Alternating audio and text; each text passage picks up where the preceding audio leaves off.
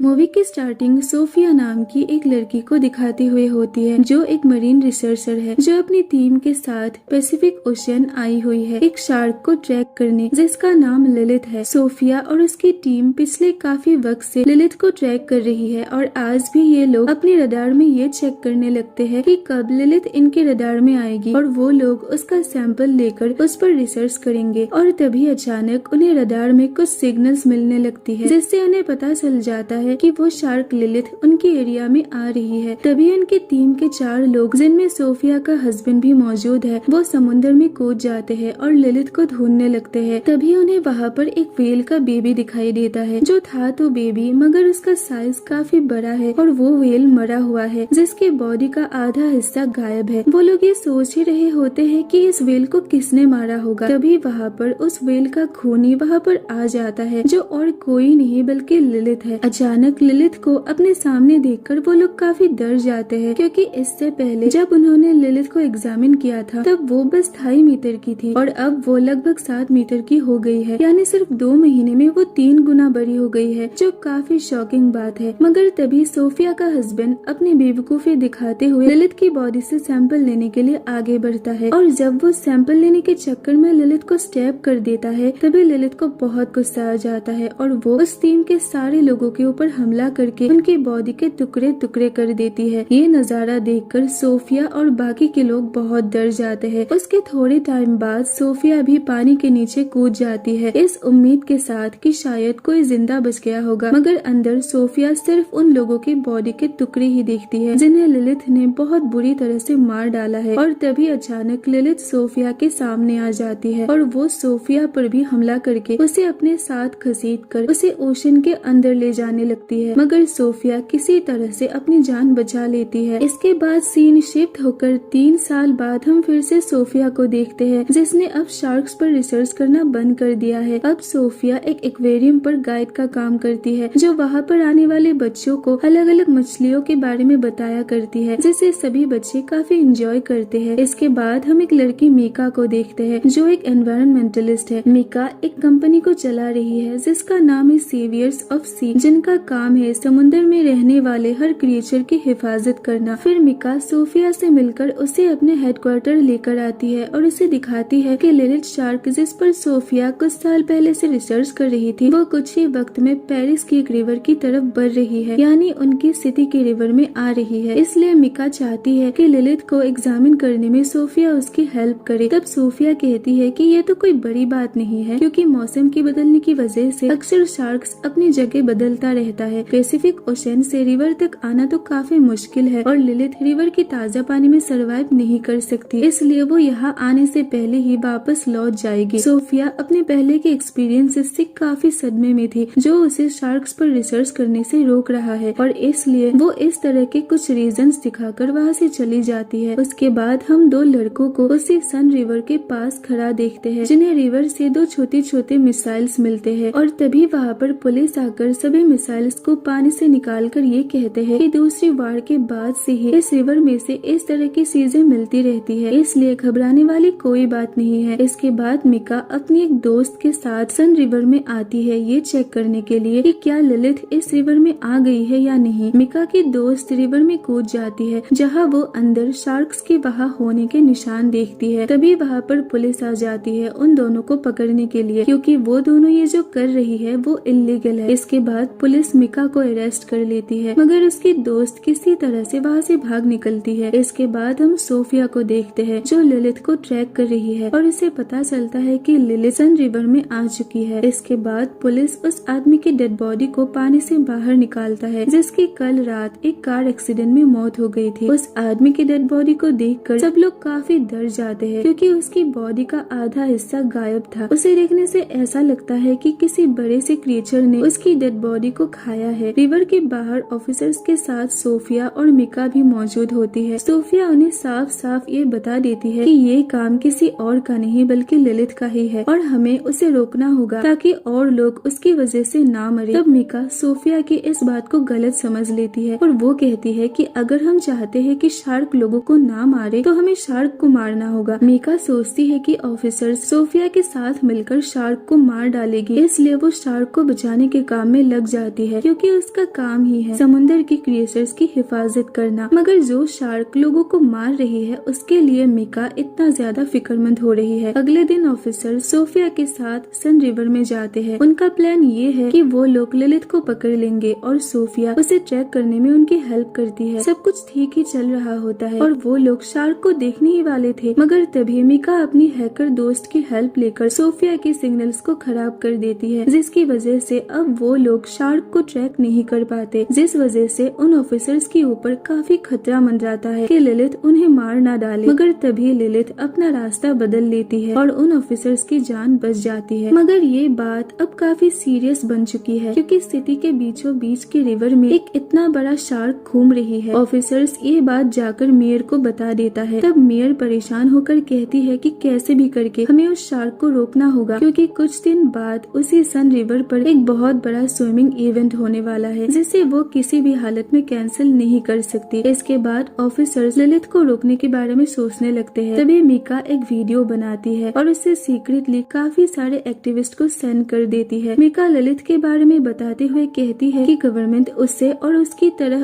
और भी शार्क्स को मारना चाहती है। इसके लिए आज रात हम पेरिस के कैटेकोम्ब में एक साथ मिलेंगे। पेरिस के कैटेकोम्ब दरअसल पेरिस का एक अंडरग्राउंड टनल है जो पूरे पेरिस के नीचे फैली हुई है। मिका जब अपनी इस प्लान के बारे में सबको बता रही होती है तभी दूसरी तरफ मिका की एक साथी इस बात की खबर पुलिस को दे देती है और तभी उन्हें पता चलता है कि इस वक्त वो शार्क पेरिस की कैटेकोम्ब में ही है। फिर जब रात होती है तब कैटेकोम्ब में मिका का साथ देने के लिए बहुत सारे एक्टिविस्ट वहाँ पहुँच जाते हैं। तभी वहाँ पर सोफिया और पुलिस ऑफिसर्स भी पहुँच जाते हैं। इसके बाद उन लोगों के और पुलिस के बीच में बहस होने लगती है और तभी मिका कैटेकोम्ब रिवर में कूद जाती है क्योंकि वो ये दिखाना चाहती है कि शार्क्स इंसानों के लिए खतरनाक नहीं है। मगर तभी वहाँ पर एक शार्क आ जाती है जो लिलिथ नहीं है और उसके साथ ही वहाँ पर और भी कई सारे शार्क्स आ जाते हैं और तभी वो शार्क्स मिका की बातों को गलत साबित करते हुए उस पर बुरी तरह से हमला कर देते हैं और उसके बॉडी के टुकड़े टुकड़े हो जाती है। ये सब देखकर वहाँ मौजूद सारे लोग घबराते हुए वहाँ से जाने लगते हैं। अब उन्हें ये एहसास हो गया है कि कुछ जानवर कभी भी इंसानों के लिए अच्छा नहीं हो सकता, इसलिए उन्हें पकड़ना या फिर उन्हें मारना काफी ज्यादा जरूरी हो जाता है। वहाँ से निकलने के दौरान एक दूसरे के साथ टकराते हुए वहाँ पर काफी सारे लोग रिवर में गिर जाते हैं और अंदर छुपे शार्क्स का खाना बन जाते हैं। हर तरफ शार्क्स उन लोगों के टुकड़े टुकड़े करने लगती है और वो पूरे पानी में खून ही खून नजर आती है। इसके बाद किसी तरह से बचे हुए लोगों को वहाँ से निकाल लिया जाता है। इसी दौरान मजबूरन उन्हें एक शार्क को भी मारना पड़ता है। उस शार्क को सोफिया चेक करने लगती है जिसके बाद उसे पता चलता है कि ये शार्क एक फीमेल है जो 2 महीने प्रेग्नेंट है। सोफिया बताती है कि ये शार्क एक ऐसी प्रोसेस से बच्चे पैदा कर रही है जिससे वो बहुत ही कम उम्र में एक बार में ही बहुत ज्यादा बच्चे पैदा कर सकती है। ये चीज काफी खतरनाक साबित हो सकती है क्योंकि इससे इनकी तादाद बहुत ज्यादा बढ़ जाएगी जो इंसानों के लिए खतरा बन सकता है और साथ ही ये किसी भी तरह की पानी में सरवाइव कर सकती है। ये शार्क असल में लिलिथ की बेबी है जिसने मौसम की मुश्किलों को झेलते हुए किसी भी रिवर में सरवाइव करना सीख लिया है। फिर सोफिया बताती है कि ये शार्क्स कैटेकोम्ब में हजारों की संख्या में हो सकती है, इसलिए वो लोग फैसला करते हैं कि वो कैटेकोम्ब में धमाका करेंगे जिससे वो सारे शार्क्स वहीं पर मर जाएंगे। नेक्स्ट डे वो दिन आ जाता है जहाँ पर बहुत सारे लोग स्विमिंग इवेंट में शामिल होते हैं। वो सारे लोग एक साथ रिवर में स्विमिंग करेंगे। दूसरी तरफ मेयर को इस बारे में सब कुछ पता होते हुए भी वो चुप रहती है क्योंकि इस इवेंट को कैंसिल करने पर उन्हें बहुत ज्यादा लॉस का सामना करना पड़ेगा। इसके बाद मेयर के ऑर्डर पर ऑफिसर्स पानी के अंदर खोदकर शार्क्स पर नजर रखने लगती है। वो लोग रिवर के एक साइड पर काफी बड़ा जाल बांध देते हैं ताकि अगर कोई शार्क इस तरफ आए तो वो उस जाल में फंसकर कैद हो जाएगा। इधर दूसरी तरफ सीनियर ऑफिसर सोफिया और बाकी के ऑफिसर्स के साथ कैटेकोम्ब में पहुंच जाते हैं वहाँ पर धमाका करने के लिए। सब लोग अपनी अपनी जगह पर पहुंच जाते हैं। सीनियर ऑफिसर और सोफिया एक साथ होते हैं। वहाँ पर काफी ज्यादा अंधेरा होता है। जैसे ही ऑफिसर अपना फ्लैशलाइट ऑन करता है तभी हम बहुत ही डरावना सीन देखते हैं। ऑफिसर के हर तरफ हजारों की तादाद में बहुत सारे शार्क्स के बेबीज घूम रहे हैं। ये देखकर वो लोग काफी डर जाते हैं क्योंकि भले ही वो बेबीज है मगर वो बहुत ही ज्यादा पावरफुल है और काफी बड़ी भी है। वो लोग सारे बॉम्ब्स को अपनी अपनी जगह पर फिट कर देते हैं। तभी वहाँ पर एक शार्क आकर सीनियर ऑफिसर के ऊपर हमला कर देता है जिसके बाद वो लोग सारे बॉम्ब्स को ब्लास्ट कर देते हैं। जिसके बाद वो खुद तो इंजर्ड हो जाते हैं मगर शार्क्स के कुछ बेबीज मर जाते हैं और फिर सीनियर ऑफिसर को वहाँ से बाहर निकाल लिया जाता है। इसके बाद जब सोफिया वापस पानी में उतरती है तब वो देखती है कि उसके सामने से लिलित गुजर रही है, जो अपने बेबीज के डेड बॉडीज देखकर काफी दुखी होती है और साथ ही काफी गुस्सा भी है। वो सोफिया को तो नहीं देख पाती है, मगर वो गुस्से में उस जाल को तोड़ देती है और उस जगह पहुंच जाती है जहाँ पर कई सारे लोग एक साथ स्विमिंग कर रहे होते हैं। लिलित वहाँ पहुंचकर एक एक आदमी को 2 टुकड़े करके मारने लगती है, जिससे सारे लोग वहाँ से भागने लगते हैं। तभी वहाँ पर बहुत सारे शार्क्स आ जाते हैं। असल में ये शार्क्स कैटेकुम में नहीं रह रहे थे, इसलिए वो नहीं मरे। सारे शार्क्स रिवर में स्विमिंग करते हुए लोगों को बुरी तरह से मारने लगती है। देखते ही देखते वो पूरा रिवर खून से लाल हो जाता है। हर तरफ लोगों के बॉडी के टुकड़े नजर आती है। तभी उनसे एक बड़ी गलती हो जाती है। ऑफिसर्स उन शार्क्स के ऊपर शूट करने लगती है और तभी रिवर में पड़े मिसाइल्स के ऊपर वो गोलियां लग जाती है, जो कि असल में डिफ्यूज नहीं है बल्कि पूरी तरह से एक्टिव है। तब एक मिसाइल के ब्लास्ट होते ही बाकी के सारे मिसाइल्स ब्लास्ट होने लगती है और तभी वहाँ पर बहुत बड़ी सुनामी की सीन बन जाती है। रिवर का पानी हर तरफ फैल जाता है, जो कि मेयर के साथ ही काफी सारे लोगों को लेकर पेरिस का एक बहुत बड़ा हिस्सा पूरी तरह से पानी में डूब जाता है। आखिर में वहाँ पर सिर्फ सोफिया और सीनियर ऑफिसर ही बच जाते हैं, जो चारों तरफ फैली तबाही को देख रहे होते हैं। वहाँ पर हर तरफ बहुत सारे डेड बॉडीज और शार्क्स घूम रही है। फिर ये बताया जाता है कि ये शार्क्स सुनामी की वजह से आसपास के एरिया में भी जा रही है, जिस वजह से वो पूरे कंट्री में ही फैल जाती है। और सबसे खतरनाक बात यह है कि वो सब अब यहाँ से पूरी दुनिया में फैल जाएगी और बहुत बड़ी तबाही लाएगी, जिससे इंसानियत और दुनिया का नामो निशान मिट जाएगा। और इसी खतरनाक सीन के साथ मूवी की स्टोरी यहीं पर एंड होती है। Thanks for watching.